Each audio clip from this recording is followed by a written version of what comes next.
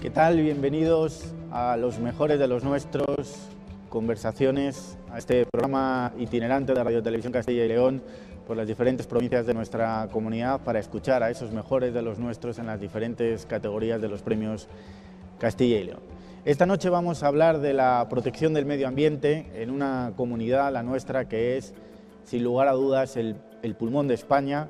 Castilla y León cobija más de la mitad de la masa forestal de nuestro país, una comunidad, también la nuestra, que además es en la que hay más cauces de ríos, nada más y nada menos que 60.000 kilómetros de cauces, que tiene unas reservas hidráulicas formidables que nos han convertido durante muchos años en el enchufe de nuestro país, que tiene 2 parques nacionales, 2 parques regionales y que tiene nada más y nada menos que más de 20 parques, reservas y monumentos naturales. Y un dato también que a mí siempre me ha llamado la atención, una comunidad, Castilla y León, que tiene 200 montañas que tienen más de 2.000 metros, que se dice pronto, y que además también tiene modelos estupendos y además muy premiados en los últimos años, como el modelo del bosque de Urbión, que es ese modelo que pretende gestionar de manera armónica los recursos naturales con las formas socioeconómicas de la zona, siempre atendiendo a los propietarios y sabiendo que para conservarlo hay que atender a ese binomio del bosque y del hombre. Y para hablar de todas estas cosas y seguramente de muchas más que se planteen durante los próximos 60 minutos, esta tarde-noche nos acompañan don Jesús Garzón, que es Premio Castilla y León de Protección del Medio Ambiente en el año 1993.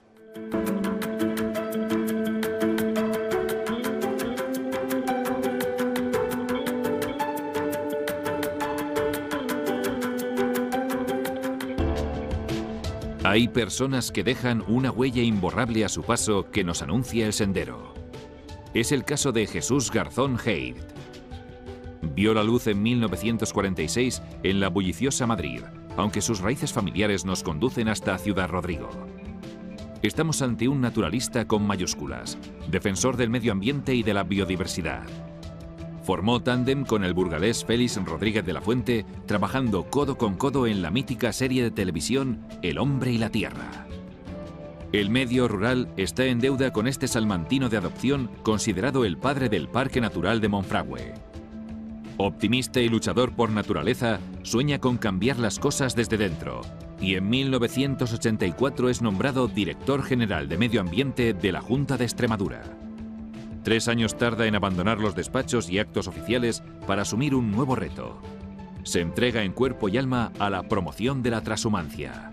Recorre 10.000 kilómetros de cañada real con diversos rebaños. Se mete en la piel de los pueblos nómadas que caminan al ritmo señalado por los ciclos de la naturaleza. Un visionario que considera que no hay que arañar al entorno, tan solo acariciarlo. Es el legado de un hombre sencillo, comprometido, apodado el Pastor del Medio Ambiente. Premio Castilla y León de Conservación de la Naturaleza 1993. Jesús Garzón Heid, el guardián de la biodiversidad. Don Jesús Garzón, muy buenas noches y muchísimas gracias por acompañarnos. Encantado y muy impresionado de esta presentación. Nada, me alegro, yo creo que no hemos dicho nada que no sea verdad. Y esta noche también nos acompaña don Eduardo Galante, que es Premio de Protección, Conservación del Medio Ambiente, Castilla y León en el año 2003.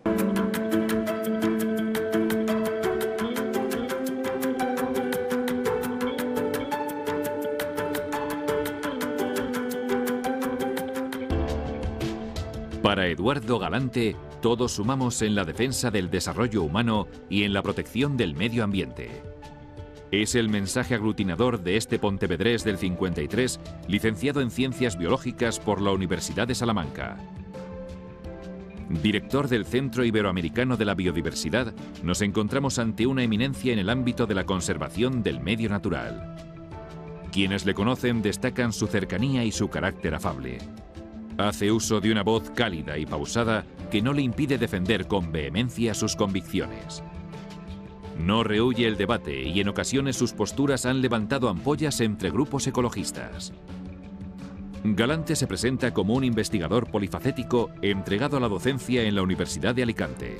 Su mensaje no deja interrogantes. Afirma que la conservación del planeta no puede estar supeditada a los intereses económicos. Doctor honoris causa de la Universidad Peruana de Piura, la suya es una voz autorizada que traspasa fronteras. Amante de la aventura, ha recorrido buena parte de las selvas tropicales de Centroamérica. Galante es una figura clave en la protección de los parques naturales de nuestra comunidad. En 2003 recibía el Premio Castilla y León de Conservación del Medio Ambiente. Eduardo Galante. Pasión por la naturaleza.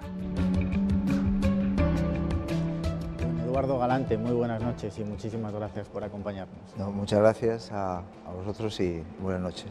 Muy buenas noches. Bueno, hoy nos encontramos en el Museo Zuloaga, en Segovia, que es un lugar maravilloso, un lugar estupendo que les animamos a que visiten, que además se encuentra precisamente en esta iglesia de San Juan de los Caballeros, que es una iglesia visigótica que es la más antigua de Segovia y que les aseguro que es un marco estupendo y formidable. Esperemos que así se vea en la televisión para celebrar este encuentro, para celebrar esta conversación. Yo lo primero que quiero preguntarles, y empiezo por usted, don Eduardo, es: ¿creen ustedes que la conciencia medioambiental en nuestro país ha mejorado con el paso de los años? ¿Todavía queda mucho por alcanzar? ¿En quién debemos fijarnos en el caso de que haya que mejorar? Yo creo que mejorado, sí se ha mejorado. Se ha avanzado mucho, sobre todo en los programas didácticos de los profesores, en las escuelas, a niveles de grupos sociales que intervienen en la conservación del día a día con pequeños gestos que juntos hacen una conservación más amable, más cercana a la sociedad. Pero también es verdad que hay un sector social que en los últimos años se ha alejado mucho de lo que es la naturaleza, que se ha encerrado mucho en los entornos urbanos, y eso es un doble contraste. Por una parte, programas que sí que han acercado, y por otra parte, quizá unos sectores sociales que se han alejado. Jesús.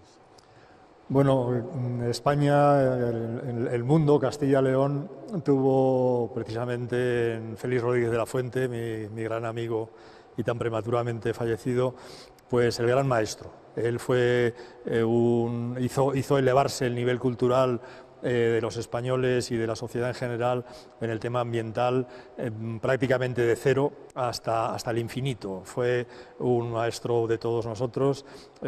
Hace muy poco se le nombró doctor honoris causa por la Universidad de Burgos, cosa que a todos nos enorgulleció muchísimo, pero yo pienso que desde entonces esa capacidad educativa de llegar al gran público, de llegar sobre todo a los niños, no ha habido ningún programa, ningún nivel de formación semejante, ¿no? Y desde entonces, desde el año 80, cuando Félix falleció, la verdad es que el planeta pues, se ha visto abocado a problemas ambientales gravísimos, como es el cambio climático, que en aquella época era prácticamente desconocido, y donde tenemos que hacer un esfuerzo enorme, pero un esfuerzo enorme sobre todo con los niños, con la juventud, con los profesores. Porque los niños, a su vez, aunque parezca una paradoja, son los grandes educadores de las familias. Un niño de 4, de 6, de 8 años que llegue a casa hablando de los problemas del planeta, de los problemas del cambio climático, del deshielo de los glaciares, de la subida del nivel del mar, de la población, de 9.000 millones de personas que vamos a ser en un futuro próximo, la distribución de los recursos, la igualdad entre los géneros, los objetivos del milenio, al fin y al cabo, de las Naciones Unidas, es clave. Y ahí falta todavía mucho por hacer.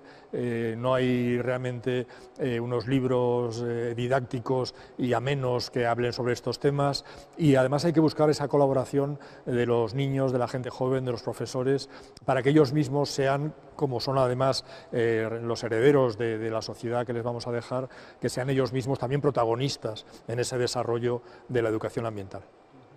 Sí, efectivamente, yo creo que es un poco, digamos, a gran escala, la falta de esos recursos didácticos que lleguen a la sociedad, que penetren a través, como hacía Rodríguez de la Fuente, de medios de comunicación, de imagen, de sonidos, de penetrar en esos programas que había entonces. Pero en cambio, a pequeña escala, yo creo que sí, aquello fue el motor, el impulsor en ese momento de una serie de programas de concienciación. Abrió por primera vez, Rodríguez de la Fuente abrió por primera vez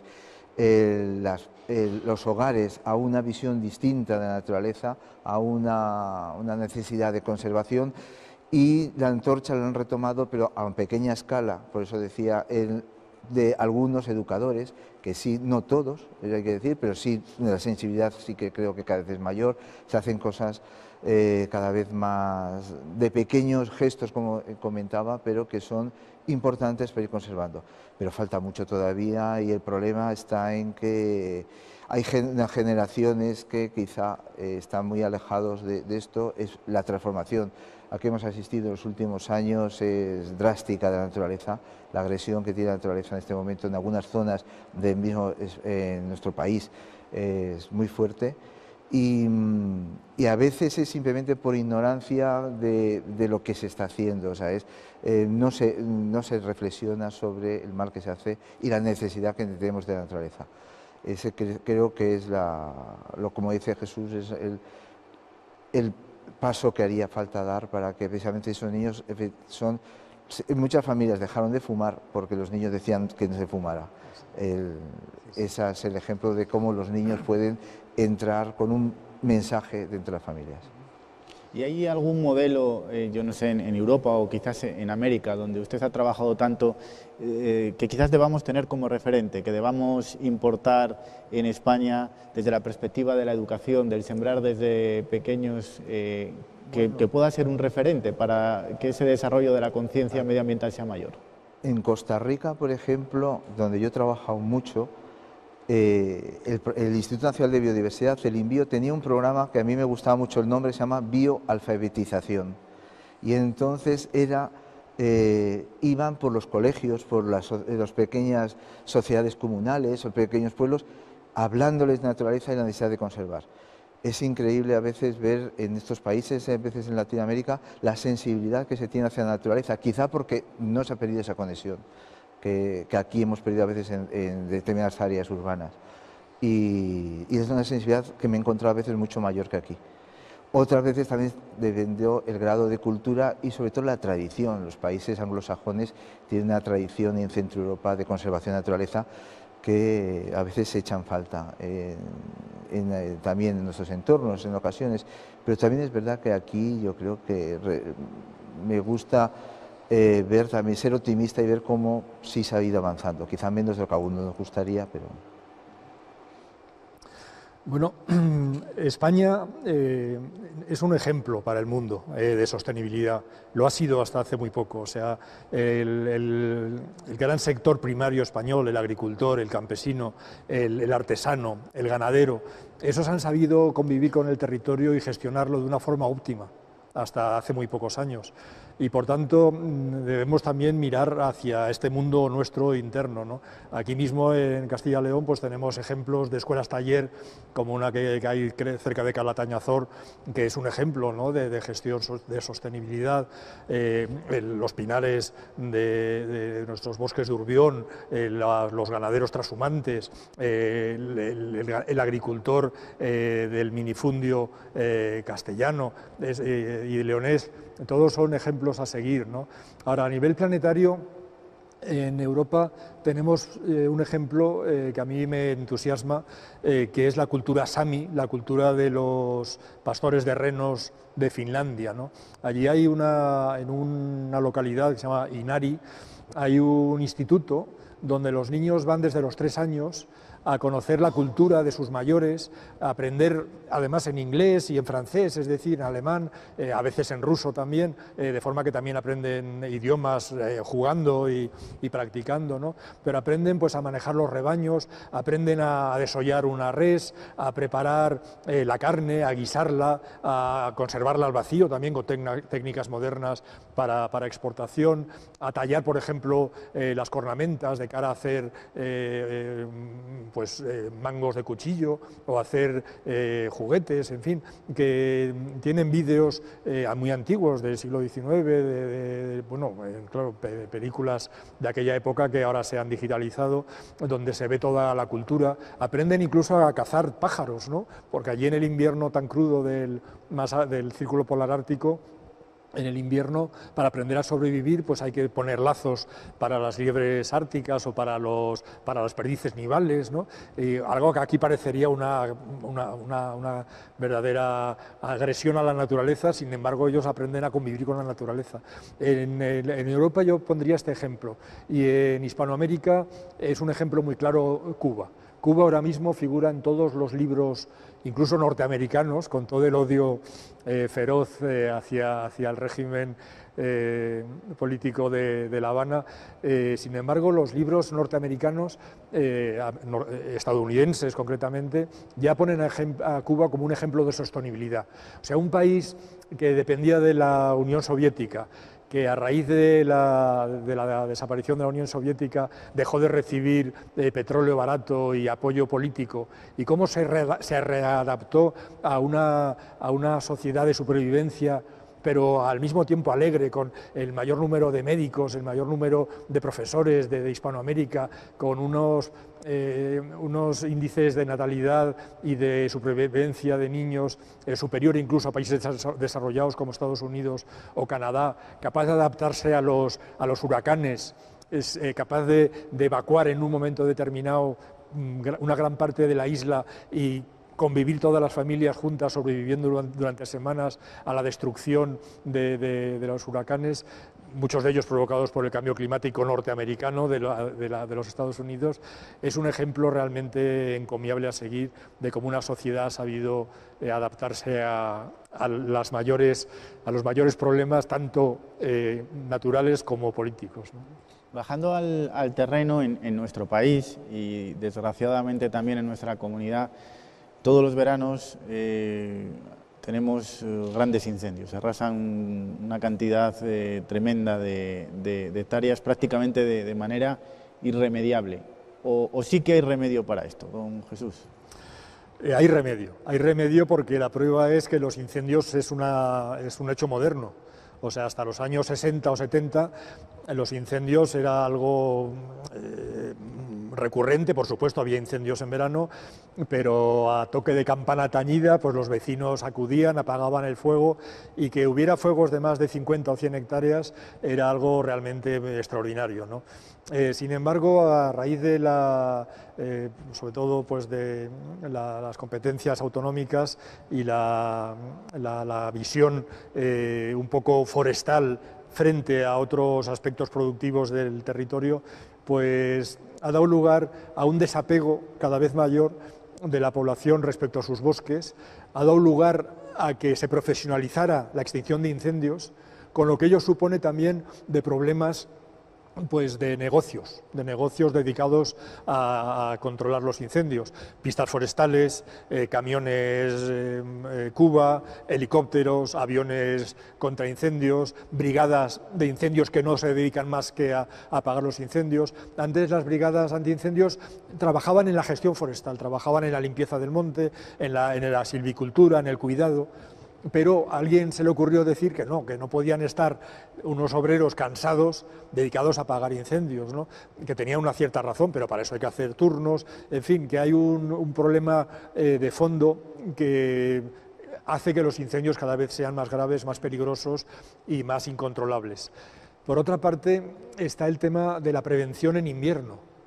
El hecho de que los fuegos se vean como una cosa tan negativa hace que no se use el fuego como un sistema de control en el invierno, los fuegos controlados. Y el fuego controlado es la gran forma de evitar los incendios del verano, porque andar desbrozando malezas, la productividad de nuestros campos es inmensa, la capacidad de producir de un bosque, de un monte, puede superar las 100 toneladas de materia combustible durante la primavera y la época de crecimiento del arbolado y de los matorrales y de los pastizales, y esto o bien se consume con el ganado o bien se controla con fuegos controlados en el invierno, cuando no tiene riesgo de propagarse los incendios. El fuego es una herramienta fundamental, el fuego bien gestionado por la población o por los técnicos, ¿no? Y hay que volver a que nos acostumbremos a que en diciembre, en enero, en febrero, en la época en que hace frío, en que hay humedad suficiente, que no se quema el mantillo, el humus del suelo, que no se queman las semillas, esté ardiendo España por los 4 costados para evitar los fuegos de verano.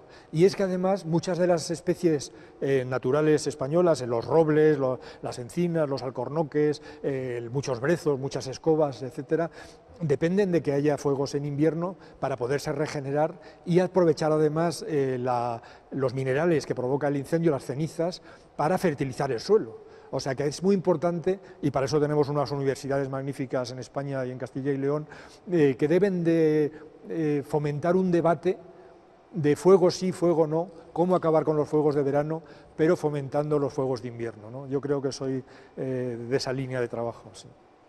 ¿Algo que añadir?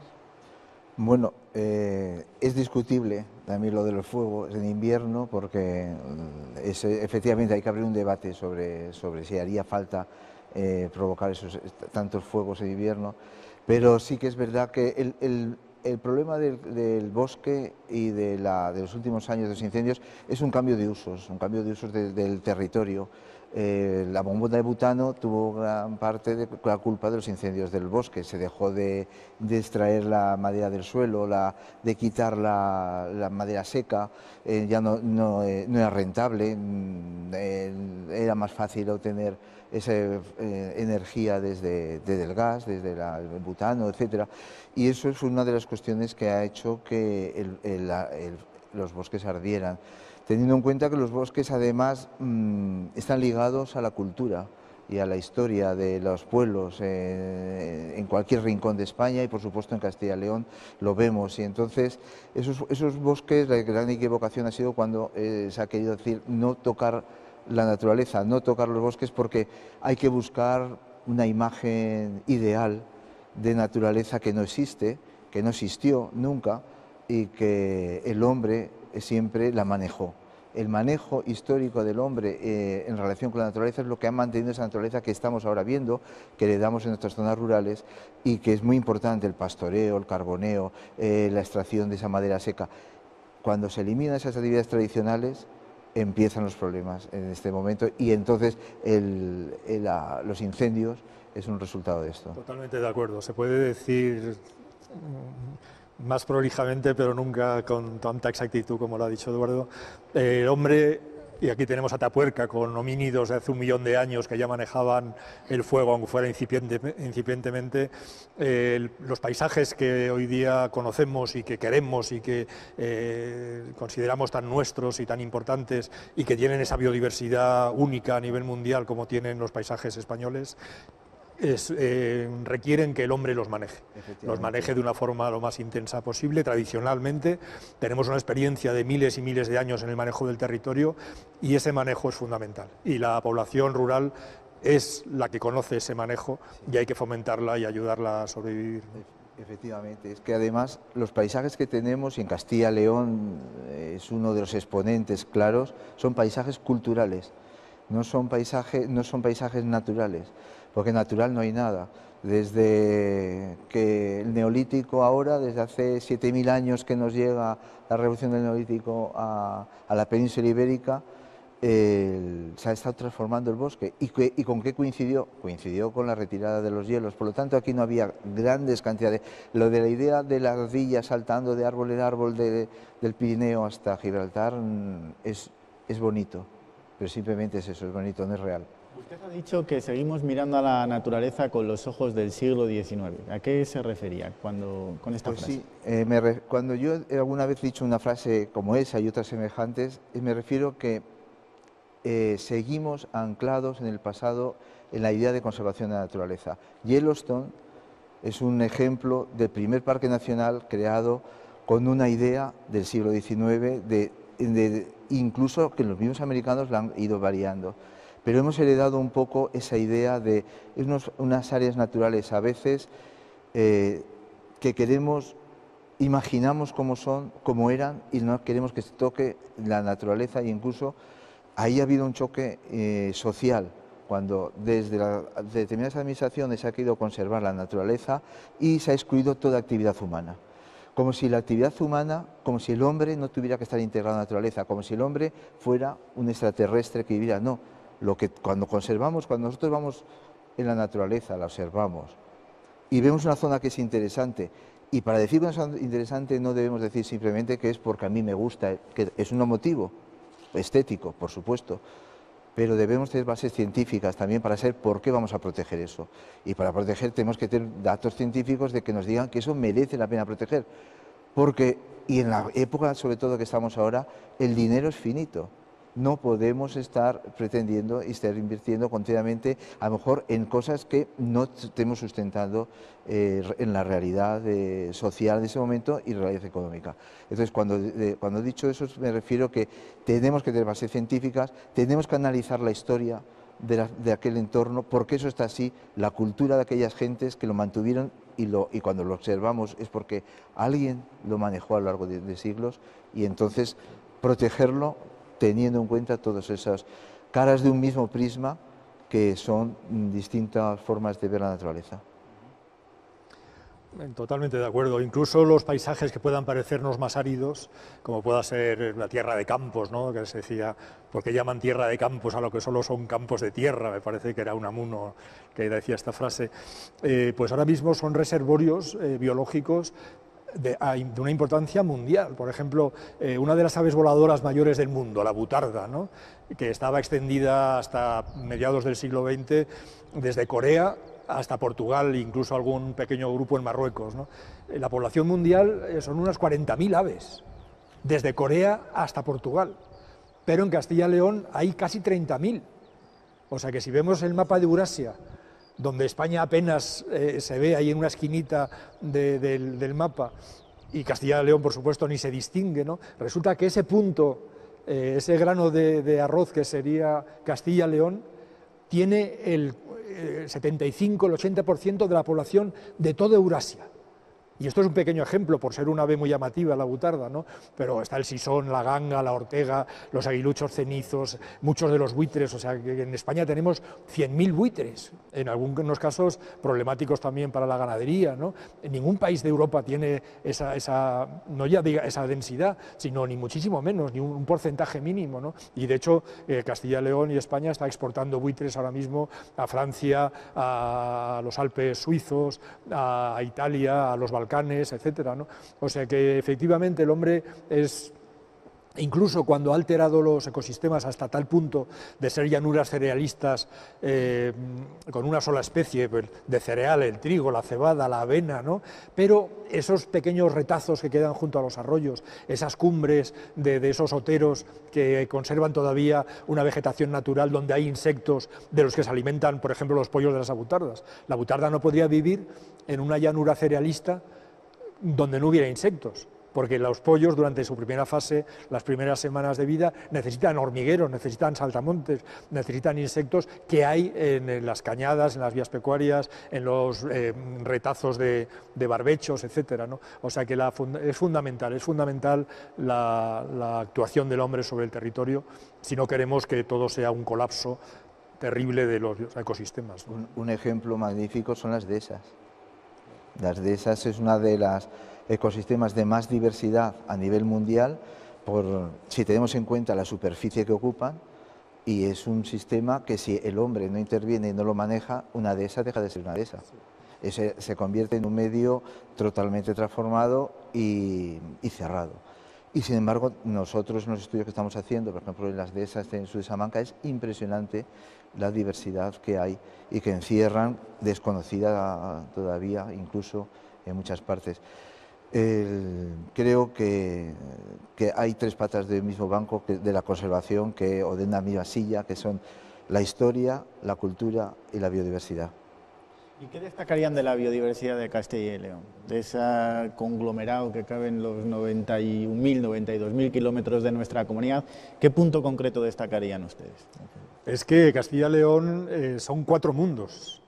Es un mundo eurosiberiano, que son las montañas del norte, del norte y del este, ¿no? También todo el sistema ibérico, el sistema de Urbión, la demanda, etcétera, que es un resto de la tundra y de la taiga ártica, con urogallos, con armiños, con marta cibelina, que se llamaba antiguamente, la marta de cuello dorado, perdiz pardilla, que en toda Europa está ligada a las estepas y a las llanuras, y aquí está ligada a la montaña.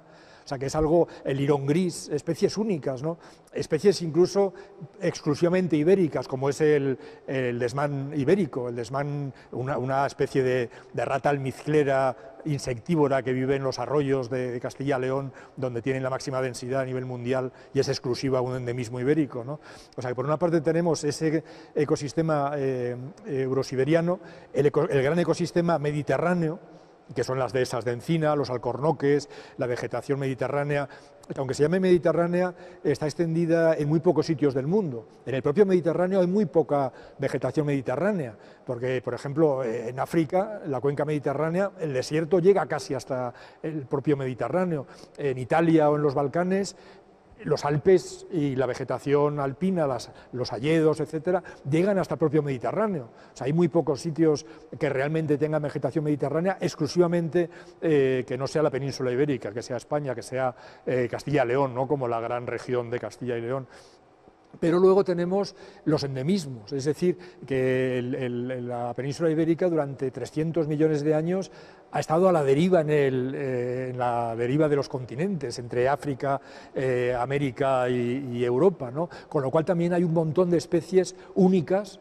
O sea, que se puede, realmente es un crisol, es un laberinto de especies ibéricas, mediterráneas, eurosiberianas, africanas, porque también en el terciario toda la vegetación que desapareció en África, pero se ha quedado conservada en muchos valles de Castilla y León aislados, ¿no? O sea, que realmente es una verdadera joya de biodiversidad, sin tener en cuenta que cientos y miles cientos de millones y quizá miles de aves insectívoras, de aves invernantes, las grullas, los miranos reales, los aguiluchos pálidos, los esmerejones, los zorzales, los estorninos, de toda Europa, cuando Europa se hiela en invierno, vienen a invernar a Castilla y León, las aves-frías, las aguanieves que llamamos aquí, las becadas. O sea que realmente Europa sería otro planeta sin Castilla y León y sin la fauna y los ecosistemas de Castilla y León, ¿no? Sí, no, totalmente de acuerdo, poco casi ya que añadir, ya con el repaso que ha dado Jesús a todo. Sí, pero me gustaría retomar el tema de la dehesa, porque ahora mismo el planeta Tierra se encuentra en un problema gravísimo, ¿no? Por un lado, el cambio climático, la temperatura del planeta en las próximas décadas, no en los próximos siglos, de aquí a fin de siglo, del siglo XXI, seguramente va a aumentar 4 grados de temperatura. Imaginemos nuestros veranos con 45 grados, si tienen 4 grados más, ¿no? Prácticamente insoportable. Y es que además, por cada grado de temperatura, la humedad ambiente disminuye un 10%, con lo cual la sequía también va a ser mucho más grave. Las lluvias van a ser mucho más torrenciales. No es que vaya a llover menos, pero va a llover de una forma distinta, mucho más, de una forma menos regular, etcétera, ¿no? Entonces, la humanidad se enfrenta a 3 o 4 grandes problemas. Uno es el alimento, que haya alimento para 9.000 millones de personas. Otro es el abastecimiento de agua potable de alta calidad. Otro es la energía, que tengamos energía para calentarnos, para guisar, etcétera. Y también la biodiversidad, porque la biodiversidad es una riqueza también para el futuro, que tienen que saber la humanidad del futuro, que muchas especies que hoy día casi ni conocemos pueden ser utilísimas para la sociedad del futuro, ¿no? Y la dehesa es un modelo que se plantea ahora mismo a nivel mundial como la solución a todos estos problemas. La dehesa produce alimentos, cereales, leguminosas, puede tener garbanzos, puede tener trigo, porque debajo de los árboles se puede sembrar. Los árboles producen energía, puesto que las ramas de las encinas y de los alcornoques y de los brezos, etcétera, pues se pueden hacer carbón, que es una energía de altísima calidad. Conservan el suelo y, por tanto, la biodiversidad y la acumulación de agua en profundidad para que haya manantiales, para que haya fuentes, etcétera. Y producen un alimento sostenible como es el ganado, la ganadería de vacas, de caballos, de cerdos, de ovejas, de cabras, que son carne de alta calidad, leche transformable en quesos, pieles para vestirse o para la artesanía, los curtidos, etcétera, lanas para los textiles. O sea que tenemos un modelo de Zamora, de Salamanca. El modelo es bueno, pero... Un modelo que es exportable al planeta. Sí, pero es bueno, pero lo que no es bueno es la transformación que se está produciendo de la explotación de la dehesa. Bueno, pero eso es reversible.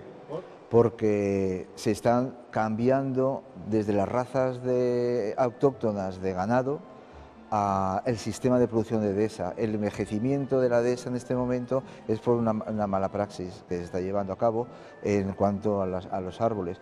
La ganadería que se está introduciendo no tiene nada que ver ya con la ganadería en muchos sitios, ya con la ganadería autóctona.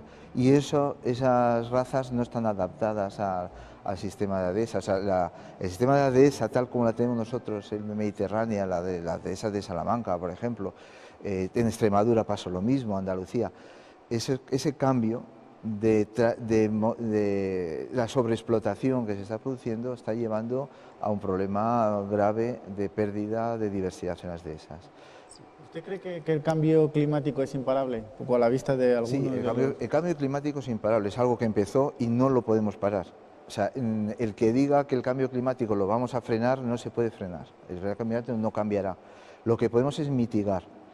Podemos hacer acciones, tenemos capacidad para analizar lo que hemos hecho, tenemos capacidad para analizar lo que está pasando. El cambio climático no es nada más que una parte del cambio global. El cambio climático es la manifestación de un cambio global que hemos imprimido al mundo, a nuestros ecosistemas, mediante fragmentación, alteración, sellado de territorio, etcétera. Y eso, una de las razones es el cambio climático. Y ese cambio climático está produciendo un aumento de temperatura continuo y ese es uno de los factores que tenemos que prever. No podemos parar, pero tenemos que prever qué va a pasar en el futuro. Si ese cambio climático que ahora mismo está en un incremento de unos 0,7 grados de media que se ha producido, pero que se prevé que podría, como decía Jesús Garzón, de aquí a final de siglo podrían ser 4 grados, significa que las áreas protegidas que estamos haciendo ahora, a final de siglo, no servirán para nada. Y no servirán para nada porque las especies tendrán que haberse desplazado, no podrán vivir en esas zonas. Y eso hay que preverlo. Hay modelizaciones ya hechas en este momento de especies que estamos protegiendo áreas para proteger esas especies y no van a poder vivir dentro de 50 años ahí porque se van a tener que desplazar. El problema es que hace 10.000 años, cuando terminaron los hielos, las especies se podían desplazar porque la naturaleza no estaba cortada.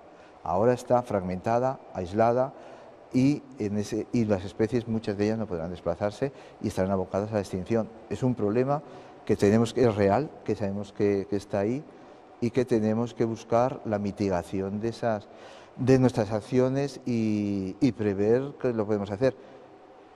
También es verdad que no todo tiene que ser catastrófico, entonces también es verdad que de ahí tenemos que sacar nuestras propias conclusiones y nuestras propias acciones futuras con respecto, sobre todo, van a cambiar hasta las agriculturas. Hay cultivos que no se podrán dar donde se están dando, hay variedades de vino que ya no se pueden dar. Yo fui uno de los autores que hizo el informe de cambio climático en España ya hace muchos años, yo creo que fue en el 2003, ya no me acuerdo.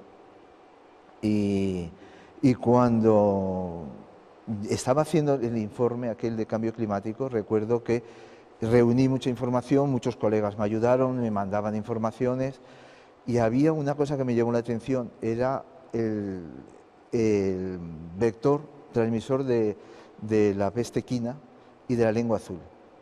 Estaba la distribución de aquel vector, que es una mosca de pequeño tamaño, estaba en el Andalucía y penetraba un poco por Castilla y León. El modelo matemático que me presentaron y que me enviaron cuando estaba yo haciendo aquel informe, preveía que en unos años podía estar en Cataluña y en menos de 20, 30 años llegar a Bélgica. Parecía exagerado.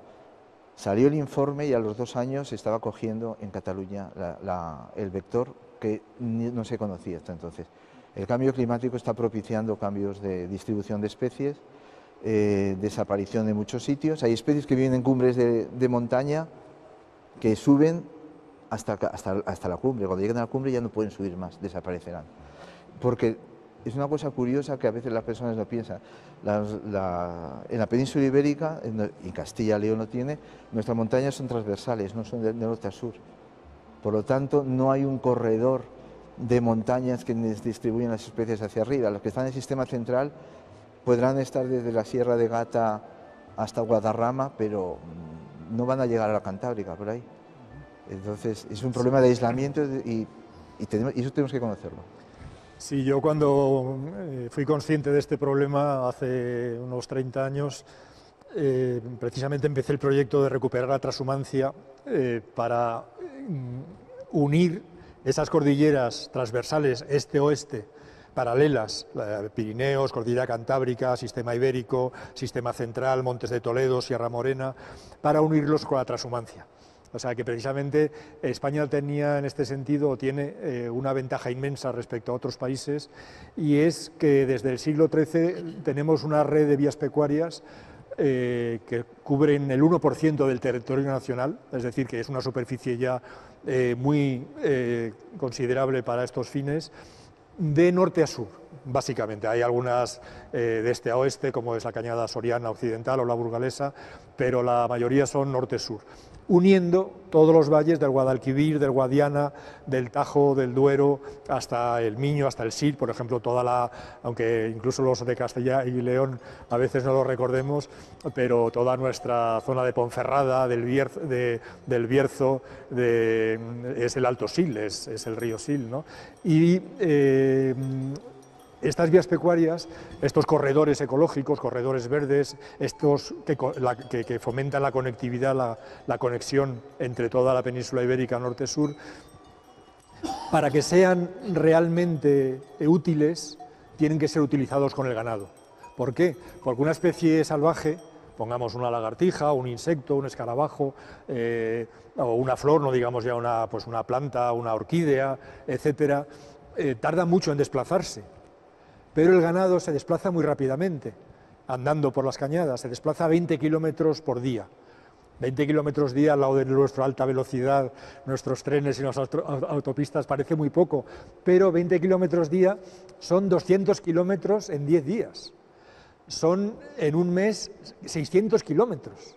Y 600 kilómetros más o menos es la distancia desde el Valle del Guadalquivir o del Guadiana hasta el Valle del Duero. ¿Qué supone esto? Que como el ganado va atravesando cumbres montañosas, Sierra Morena, Montes de Toledo, el Sistema Central, la Sierra de Béjar, la Sierra de Gata por el puerto de Perales, Gredos por el puerto del Pico, el puerto de León entre Segovia y Madrid, los puertos de Somosierra, etcétera, está pasando de 300 metros de altitud a más de 2.000 metros en muy pocas semanas.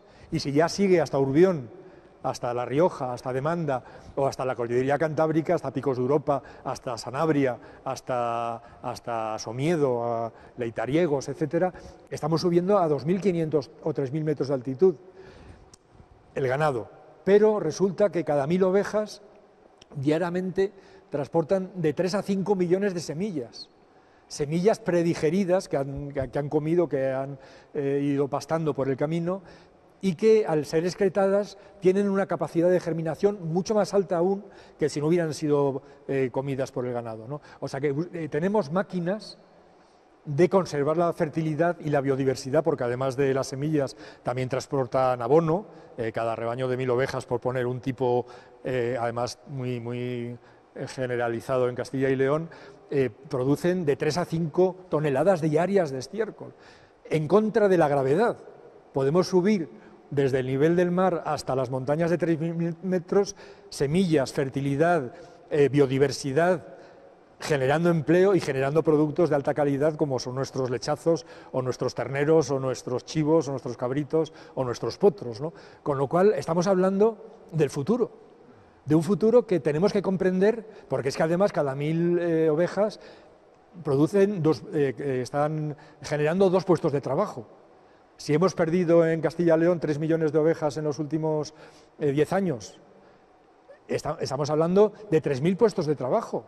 De 3.000 puestos de trabajo para siempre, y conservando la naturaleza, la biodiversidad, la cultura, el turismo, porque todo esto va ligado también al desarrollo social y desarrollo económico, con lo cual estamos hablando de una industria fantástica, nuestra, autóctona, que se remonta al Neolítico, como decíamos, de hace 6.000 años, y que está a nuestro alcance.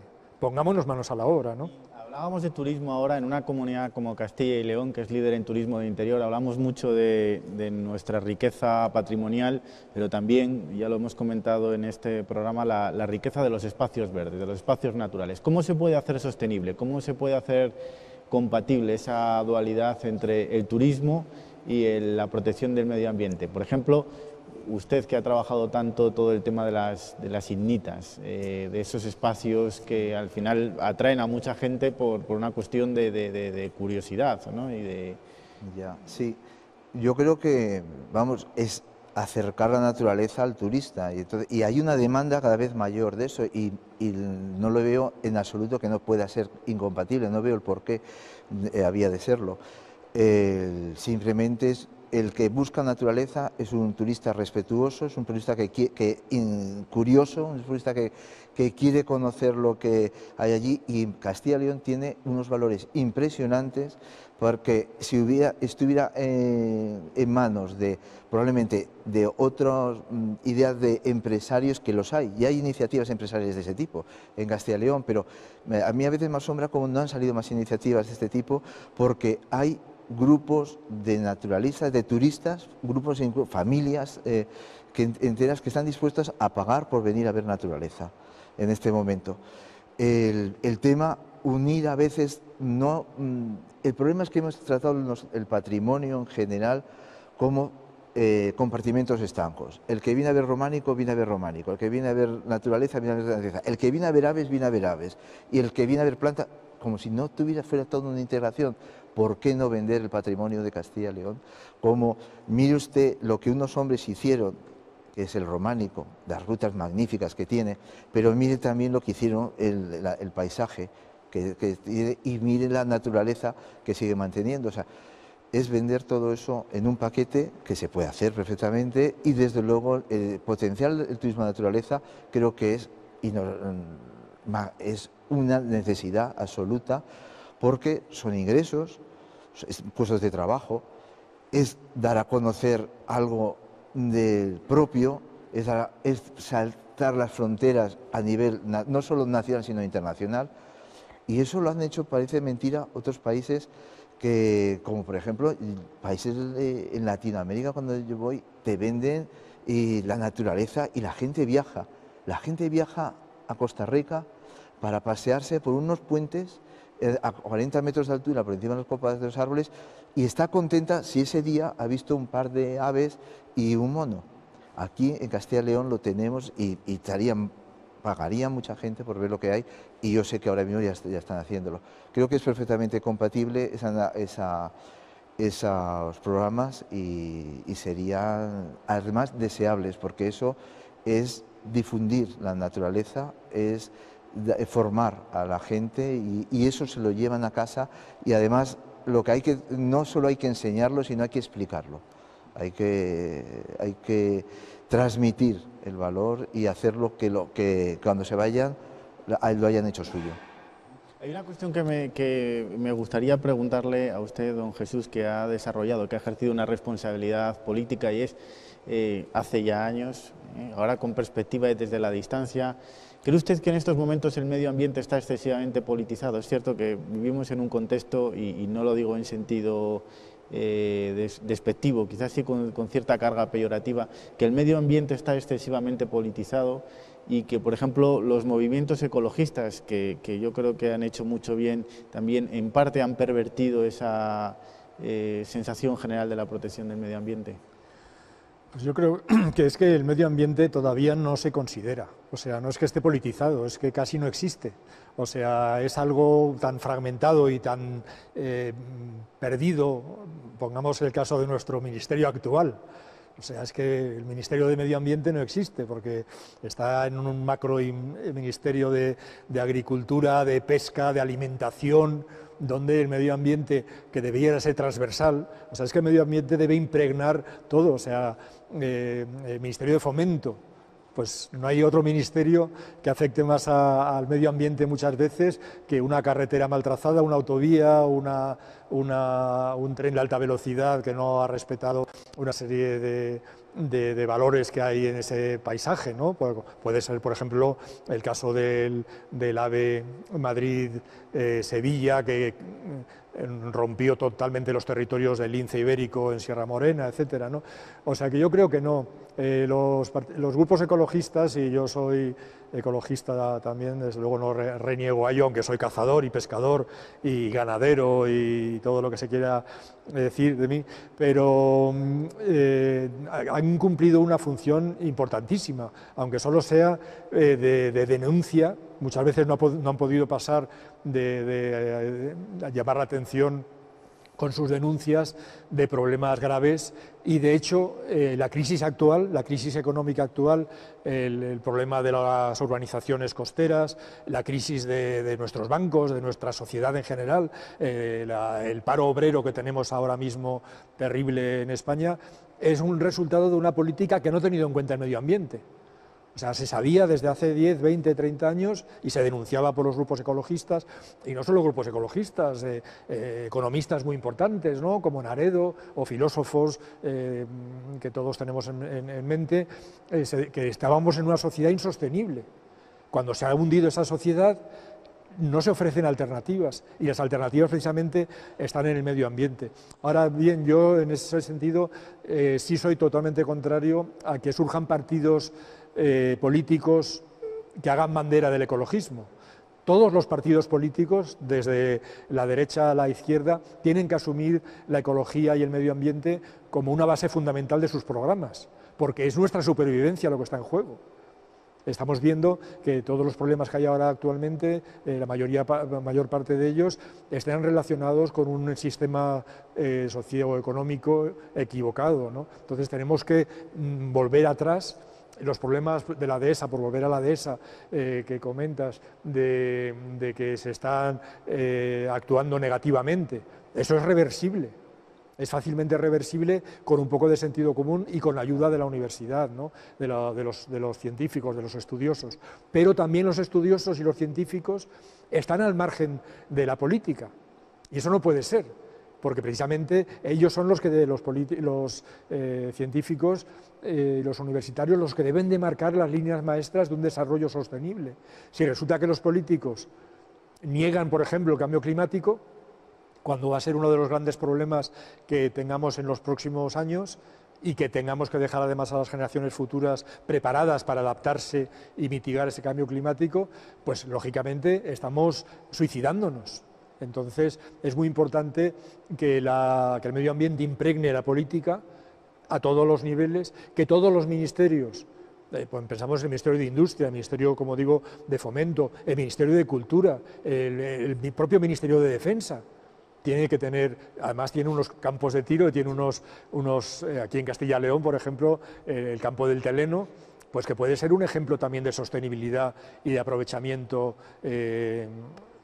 Aquí al lado de Valladolid tenemos otro campo de tiro muy importante en Tudela de Duero, que también es un ejemplo de una zona verde, de una zona protegida, muy cerca de la capital de Castilla y León, ¿no? O sea que debemos de dar un salto cualitativo importante, pero urgente. Y en ese sentido, pues yo creo que todos estamos a disposición de nuestros gobernantes, de nuestros presidentes, de nuestras consejerías, para apoyarles en todo. No nos han dado el premio de Castilla y León por no hacer nada, sino por haberlo hecho y por estar dispuesto a seguir haciéndolo, ¿no? Sí, no, totalmente de acuerdo. Yo creo que el medio ambiente lo que debería debería ser siempre transversal, y lo que debería era promoverse mesas de encuentro de distintas formas de verlo, la naturaleza. Yo, si una cosa siempre dije y saqué y aprendí de mi etapa como presidente del Comité Español de la UICN, era que era un lugar de encuentro de administraciones, ecologistas más duros, grupos naturalistas que lo veían de otra forma, científicos, y ahí nos sentábamos en la misma mesa, no había discusiones, simplemente había opiniones e intentar buscar encuentros de todas esas ideas y confluir. No podemos seguir viendo con posturas extremistas el medio ambiente, no podemos ni proteger todo ni destruir todo, sino tenemos que, entre todos, buscar la forma de buscar desarrollo económico-social y conservación de la naturaleza, y con una visión de futuro de dejar lo que tenemos para las generaciones futuras. No tenemos ningún derecho a destruir, no dejarles para el futuro esa naturaleza, pero tampoco tenemos ningún derecho a no dejar cultura, y formación y desarrollo económico. Dos últimos datos y un mensaje suyo para acabar de moraleja. 2 razas autóctonas desaparecen en el mundo a la semana, algo que apuntaba antes don Eduardo Galante con el tema de las dehesas y el ganado de las dehesas. Y un dato que usted ha utilizado en alguna ocasión, y es que la desertización en el mundo supone 40.000 millones de pérdidas de euros al año. Son 2 datos no precisamente muy optimistas. ¿Qué mensaje lanzaría usted a la gente que nos esté viendo hoy? ¿Un mensaje no tan optimista o sí un mensaje positivo? Bueno, yo soy optimista por naturaleza, y nunca mejor dicho, ¿no? Porque si no, pues no estaría trabajando en este tema de conservación de la naturaleza. En España tenemos también una biodiversidad de razas autóctonas única. Por ejemplo, tenemos 40 razas distintas de vacas, 40 razas distintas de ovejas, y todas además seleccionadas durante siglos para alcanzar su máxima productividad, bien sea en leche, en carne, en prolificidad. O sea, una vaca, por ejemplo, de razas exóticas vive 6 años, 8 años. Una raza, cualquier vaca autóctona española vive 25 años, es decir, 25 años prácticamente criando un ternero todos los años, produciendo de uso múltiple, de trabajo, de leche, de carne, de pastoreo para aprovechar los recursos naturales. Sí, no, ha sido una selección del hombre, claro, de razas autóctonas, de variedades locales, desde gallinas a caballos, vacas, ovejas, a vegetales. Una morucha en una dehesa de Salamanca no tiene la misma resistencia una vaca holandesa que se meta. ¿Por qué? Porque la hemos seleccionado el hombre. Allí, esa vaca en verano tiene 40 grados, resiste 40 grados al sol, y en invierno las heladas y la nieve. 20 bajo cero, claro, exacto. Y entonces, pero eso es selección natural, es parecido a la selección natural y a la evolución, pero acelerada por el hombre y seleccionando especies. Esa es una pérdida enorme de biodiversidad también. O sea, no solo es la silvestre, sino las pero razas aún la cultivadas. tenemos, conservémosla y difundámosla. O sea, España ha sido el país que ha exportado razas autóctonas a todo el mundo. La merina, que está en Australia, en Nueva Zelanda, en el Cono Sur, está en Norteamérica. Nuestras cabras son las que han cubierto muchas de las zonas, problemas alimenticios de muchas zonas del mundo, etcétera, ¿no? Entonces, lo tenemos, o sea que hay que ser optimista, puesto que esas razas las tenemos, si las valoramos y nuestros políticos colaboran en su conservación, puesto que tenemos al paisano, al hombre del campo que las sabe manejar y que se ha criado con ellas y que las ama como si fuera de la familia, tenemos todo por delante, ¿no? Últimamente nos faltan pastores también, pero... En eso estamos. Yo ahora mismo tengo 6 o 8 chicos y chicas de menos de 30 años trabajando en el pastoreo, en la transhumancia, y podemos generar 3.000 puestos de trabajo en 10 años sin ninguna inversión complementaria, si las autoridades nos Usted ha llegado a decir que en el mundo hay 200 millones de pastores, que son unos cuantos. Efectivamente, pero pastores además que son depositarios de unos conocimientos únicos para poder sobrevivir en el futuro inmediato, desde los desiertos del Sahara hasta las tundras del Gobi o de Mongolia, ¿no? Bueno, señores, podríamos seguir hablando, seguro que sí, otra hora. Ya el tiempo nos ha pillado. Muchísimas gracias por habernos acompañado hoy. Queríamos tener es así.